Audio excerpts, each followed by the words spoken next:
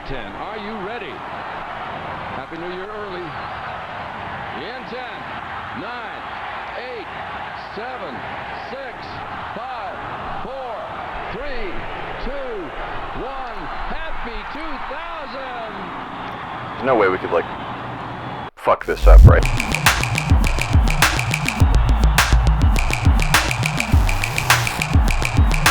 Welcome to me complaining about stupid shit no one cares about for like however long this video is. Just to start things off and be super clear, this is not like a... Games were better back then because I was better when I was this big. There was shitty games back then, trust me. They existed and I played them. I got this for Christmas. I got this game instead of the better one. I didn't have a computer. I couldn't look up fucking IGN review scores. I just had to play Cat in the Hat. You know what that does to a kid? You know what that does to me? Bad stuff. I'm not shitting on all AAA games. Don't get me wrong. There's some heaters out there. But at the same time, there's a certain charm that's missing. I'm gonna talk about it, okay? I'm gonna talk about it now. Gotcha. A lot of indie games have been going mainstream for many a year now, and that's for a good reason. They're made out of passion and love for the medium by small teams. Not all of them are made out of passion. I'm looking at you, Atmospheric House asset on the Unity Asset Store. I've seen you in every single game in the past 5 years. Now, I'm not gonna sit here and talk about fucking microtransactions because I fucking spent money on fun tokens to buy the pink gun and evil company. I want to find out if the game is good. Not talking about that. I'm talking about gameplay. Back before the fall of mankind, and when everyone looked like this, technology was getting better every single year. So it was this weird tech competition to who could do the coolest stuff with their physics engine, or make that guy. I don't know why you made that guy. Don't make him again. You shouldn't have made him. Is my point. Heaven. Besides a handful of recent releases, nobody even tries doing shit with physics anymore. People think interactivity could gross. I don't want that. You might be like, oh yeah, I shot the guy and he fell over. That's physics. I mean, I guess. Just play Half-Life 2 for like 10 minutes and you'll see what I mean. Also, it's like $2 on a bad day. That shit'll run on your cousin's Leap pad. No excuse to not try it. And why these games hold up so well, they feel alive. Shit has impact and weight to it. Like when something falls. Great example. Kicking a door down in Splinter Cell. Because you hear a little voice behind it, you're not too sure, you kick it down, you just see his fucking ragdolling flying body go across the room.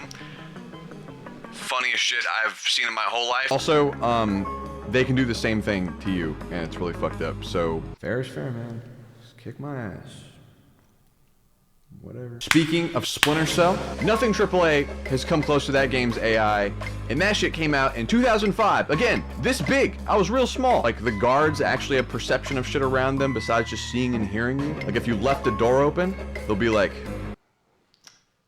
I didn't leave that shit open. So...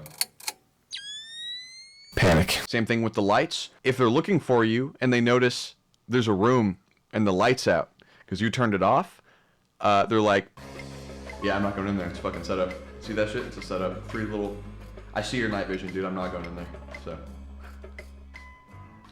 I'll look for like 2 seconds.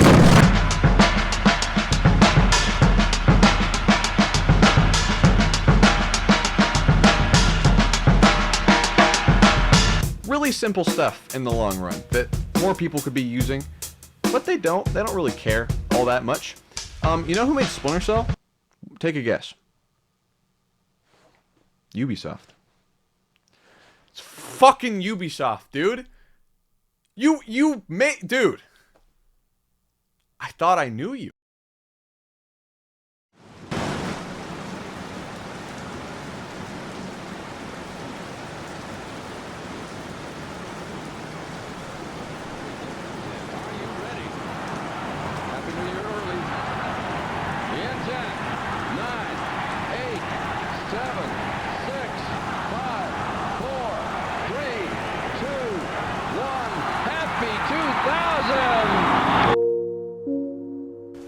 The CG director for Team Silent, Sato, would sleep under his desk to render out cutscenes for the very first Silent Hill.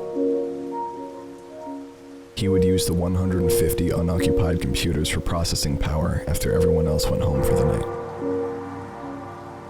This was a necessity based on the technology at the time, but he had the willpower to sacrifice a part of himself for this project, for art. I don't mean to romanticize crunch hours. Most of the time it's not a choice. Crunch has been a big problem in the industry, especially today. Sure, it's a job. There's always going to be somebody you're making unhappy. Your boss, a loved one, yourself. But that process of bringing something into this world that didn't exist before you is something that's kept me away from the edge most days. Art is a subjective thing. Video games are no exception. Sometimes you can look past the broken mess and find something to like. But that's what it is. Looking past it. We clap and applaud for corporations that take one half step in the right direction. It's an abusive relationship we keep coming back to. But something was different. Something that got lost along the way.